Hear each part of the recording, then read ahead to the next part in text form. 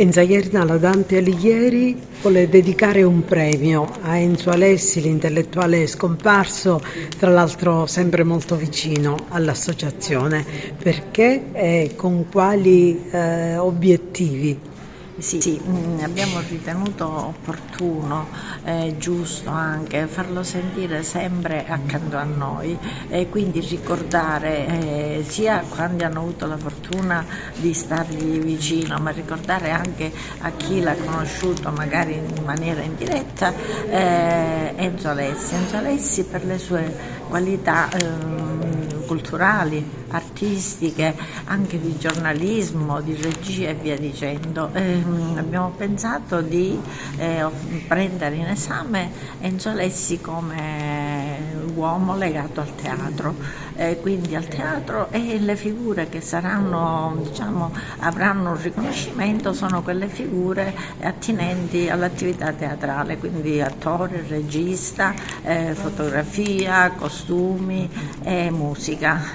Noi con questo vogliamo principalmente coinvolgere anche il territorio, cioè far capire come Enzo Alessi abbia anche scoperto tantissimi talenti e ha cercato di invogliare a frequentare l'arte, la cultura, il teatro, portando il suo esempio e quello anche dei suoi familiari. Il mio più fervido apprezzamento per il ricordo di Enzo Alessi, che è nei cuori di tutti, quindi io parlo a presente, gli voglio bene, lo stimo moltissimo, lo ricordo sempre con tantissima simpatia e mi ricordo che quando lui mi telefonava per dirmi che mi dovevano dare un premio, mi era così felice che io capivo che era molto felice nel donare anziché nel ricevere, e questo mi ricorda la frase do ut vivas, io dono me stesso, le mie capacità, tutto quello che posso fare affinché tu viva seguendo le tue inclinazioni. E non posso dimenticare quando io ho chiesto a Nenè Sciortino, che seguiva la mia compagnia teatrale, di conoscere Enzo Alessi, e me lo portò a Siguriana,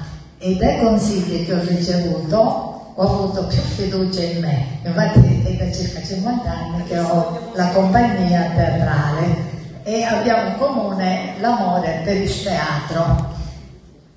Desidero adesso, visto che c'è comune teatro e il tempo è tiranno, purtroppo, desidero farvi ascoltare la mia poesia per mettere in evidenza questo grande amore per il teatro. Però io devo dire che l'amore per l'adorata Tonina è unico e solo, sono sempre un unicum, una sola cosa, e per la sua famiglia.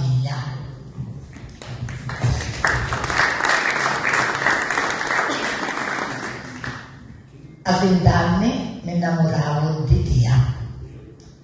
A 20 anni mi innamoravo di Tia. E ora che ne hai 70, senti che ho innamorata sogno di Tia. Che passioni forti come lo fuoco, che chiusa tizie, che richiame sbambano e arrivano iati a tutti donano fuoco.